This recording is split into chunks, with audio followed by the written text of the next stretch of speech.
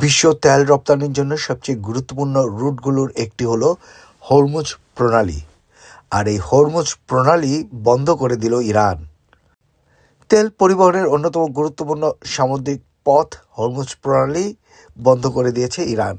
ইউরোপীয় ইউনিয়নের নেভাল মিশন অ্যাসপাইডাসের এক কর্মকর্তা জানিয়েছেন, ইরানের ইসলামিক বিপ্লবী গার্ড জানিয়ে দিয়েছে হরমুজ দিয়ে কোনো জাহাজ চলাচল করতে দেওয়া হবে না। বিশ্ব তেল রপ্তানির জন্য সবচেয়ে গুরুত্বপূর্ণ রুটগুলোর একটি হলো হরমুজ প্রণালী। উপসাগরীয় অঞ্চলের প্রধান তেল উৎপাদনকারী দেশগুলোর রপ্তানির বড় অংশ এই প্রণালী দিয়ে সম্পন্ন হয়। সৌদি আরব, ইরান, ইরাক, সংযুক্ত আরব আমিরাত সহ বিভিন্ন দেশ এখান দিয়ে বিশ্বের বিভিন্ন অঞ্চলে তেল পাঠায়।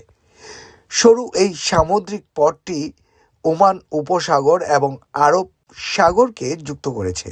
নাম প্রকাশ না করার শর্তে এক কর্মকর্তা বলেছে, ইরান আনুষ্ঠানিকভাবে হরমুজ প্রণালী বন্ধের ব্যাপারে কোনো নির্দেশ দেয়নি।